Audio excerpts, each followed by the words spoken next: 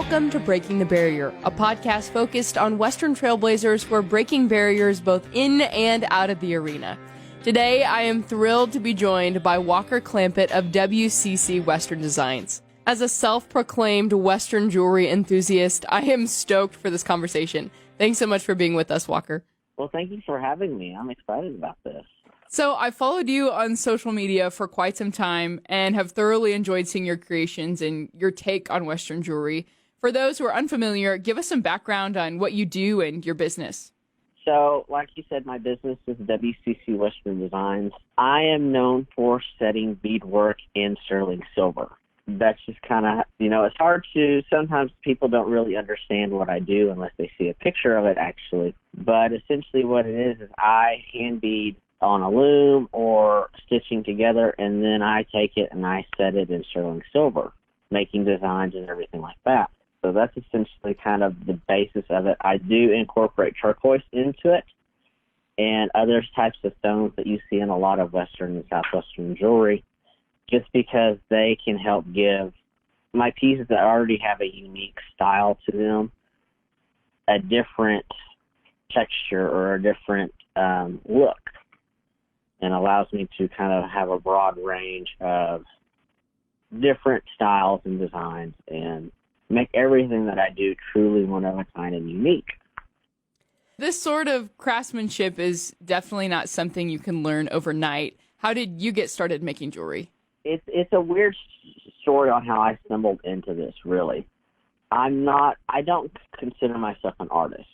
I never really had, even though I do this. And I tell everybody, I said, I almost failed kindergarten because I couldn't draw a stick figure. Like, they wanted to hold me back. I can't draw to save my life. This is something I'm very surprised, because I am definitely not an artist myself, but I still don't think I could pull off the things that you do. I surprise myself every day with what I do and how I've done it and how I've gotten to the level that I've got, because it's just something that I never expected.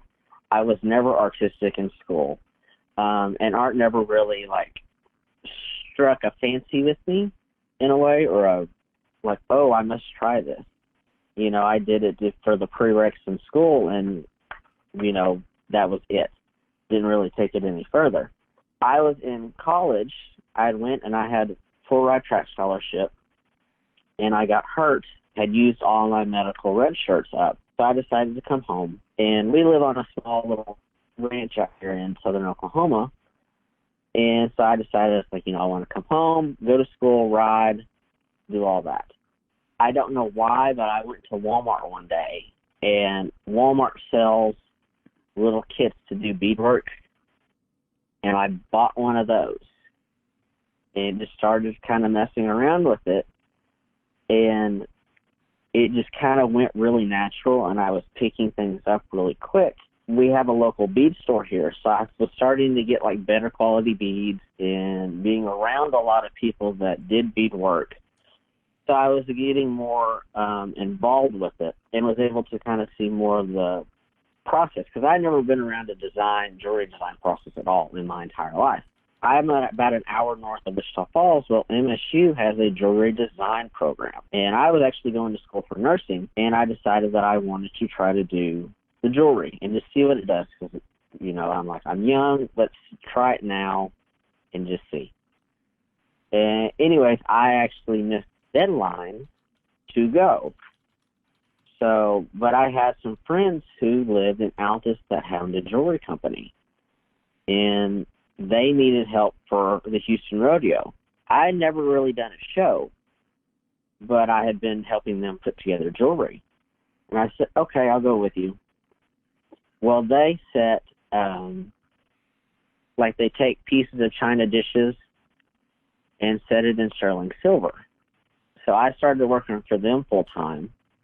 And I'm still doing the beadwork on the side, but I'm working more focused on that because that's actually bringing in the money at the moment. And one day it just kind of clicked, and I'm like, why am I not setting my stuff in silver? Why am I not doing this? And I started looking around. I really didn't find anybody that did it. So I started making pieces and practicing and putting it together and see how it looked, and I liked the look of it. It added a different element to my work.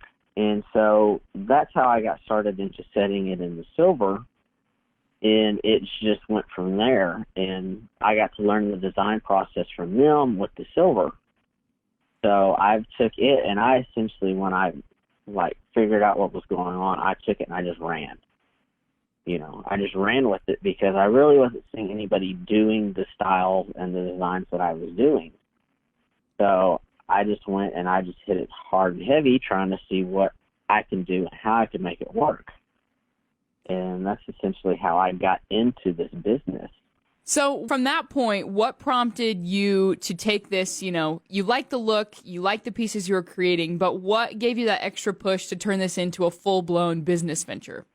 I think the idea of having the freedom to do what I wanted and being my own boss and kind of being in control of what it is that I did for myself is really how I kind of got into putting it as a business, actually.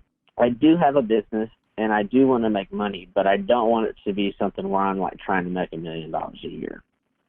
I don't want to be super, super rich off of this deal. I just want it to be where I can make enough money to support my family. And if something major comes up, we can take care of it, no issue. I think part of it, too, is the creative side of it.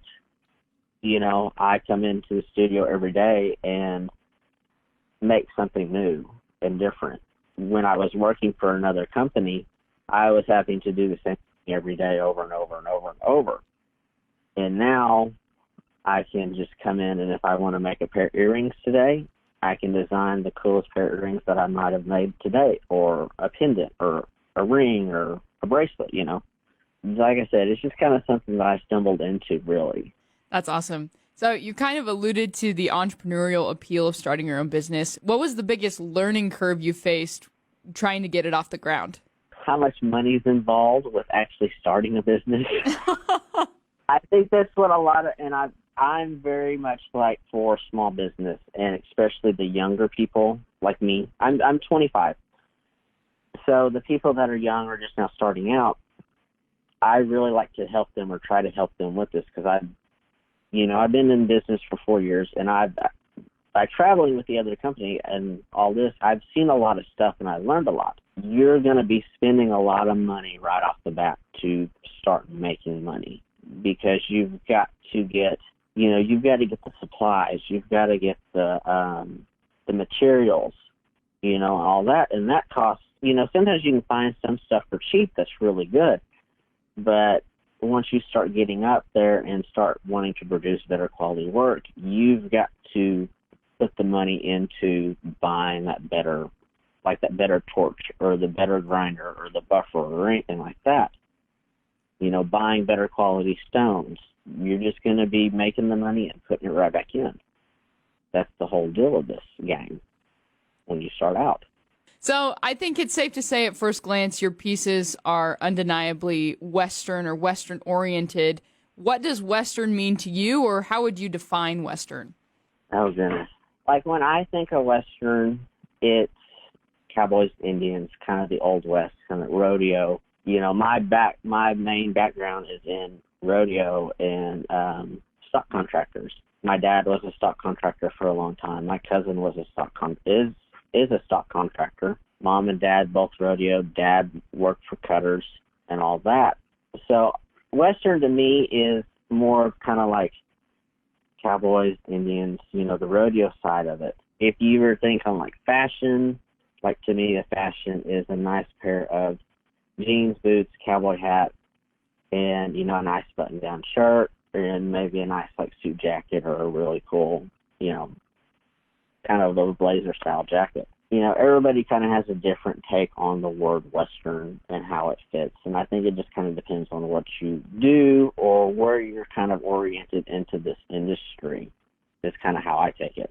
So you talked about traveling to shows to market and sell your pieces, but at least how I got familiar with your business was through social media, specifically Twitter. What have been your broad takeaways from marketing yourself online, and do you have any advice for others who may be wanting to take their business to that space? To me, online is tricky me personally, I'm not a big, like, I don't understand technology to an extent, know how it works and all that.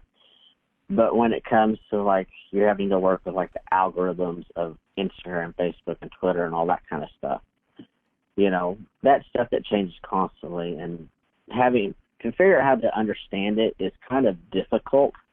I have been blessed with people that have been put in my path that do understand this and do social media for a living or kind of a side job.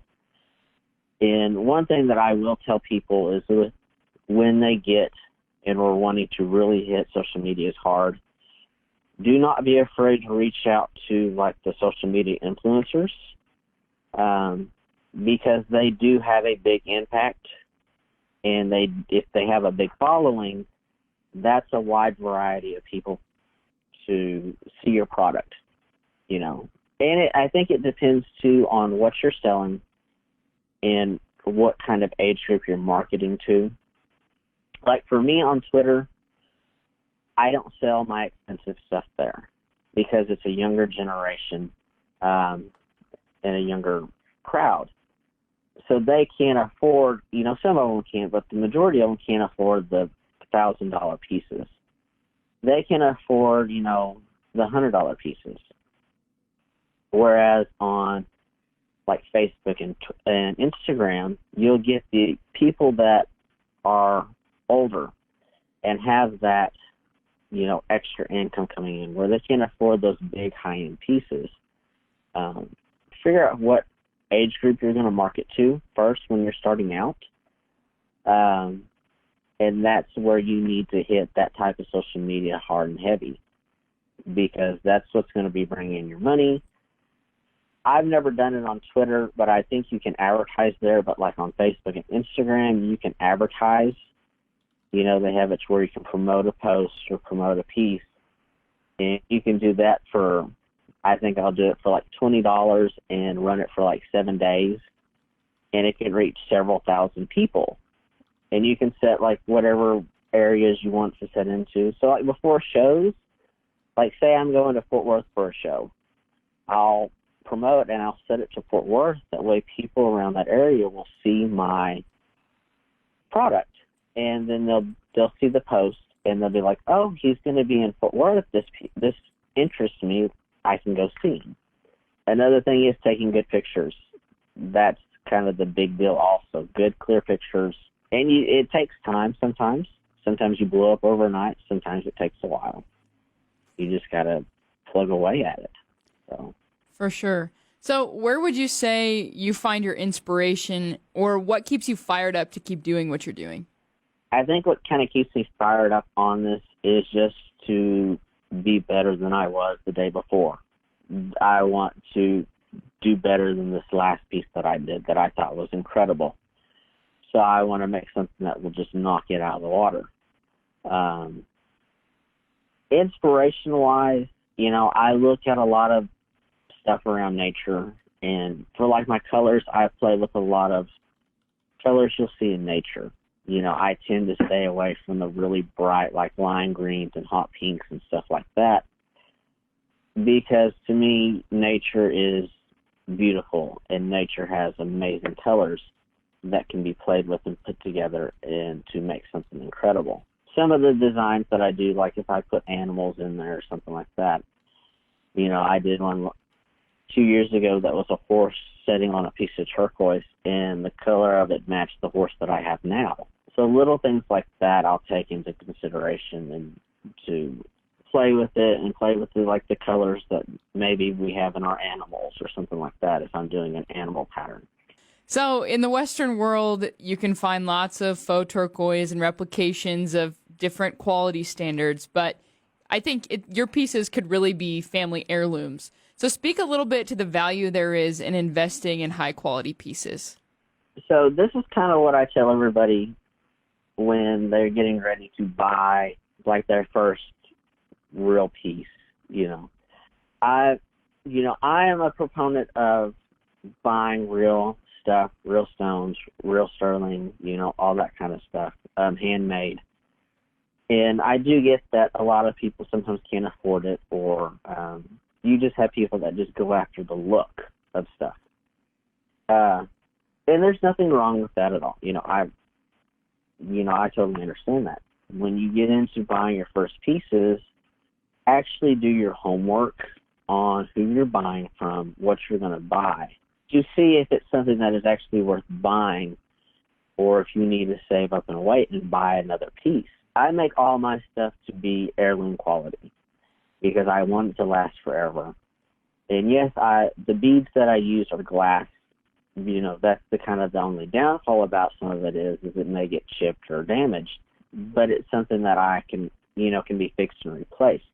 And I think that's something about an heirloom quality piece. It has the ability to withstand time, but also withstand, being repaired or fixed. When it comes to buying turquoise and silver and stuff like that, I tell everybody, I said, buy native. I'm a proponent of buying native jewelry. I love Native American jewelry. I said, always buy something that's native because, you'll love it and it'll be something that you can cherish forever. But don't be afraid to buy from other small makers. But do your homework on stuff, because I think there's a lot of people out there that sell and try to make it seem like they're selling really quality stuff, but when you get to looking at it and examining it, it's something that, won't really withstand the test of time, or, in 3 months you're going to be tired of it. Buy those pieces that you're going to wear, you might wear daily, or you might be wearing, in 50 years. Because you always see people where they get their mother's or their grandmother's squashes. Well, some of those might be 80 years old, and they're still wearing them because it's that quality piece that when you walk into the room, people look at it and they're like, wow, that's incredible. Just look for pieces that are going to just wow you every time you put them on. Definitely. So we've talked a lot about your pieces, but the true beauty has to be seen. So if someone's interested in contacting you or seeing your work, what's the best way for them to do that? Social medias are honestly the best way to get a hold of me. So like Facebook and Instagram. My Facebook is WCC Western Designs, and my Instagram is WCC Western Designs. Awesome. Well, thank you so much for joining us today, Walker. Once again, that was Walker Clampitt of WCC Western Designs. As a reminder, this podcast is produced by the Rural Radio Network, and new episodes are available every other Tuesday. You're listening to the Breaking the Barrier podcast.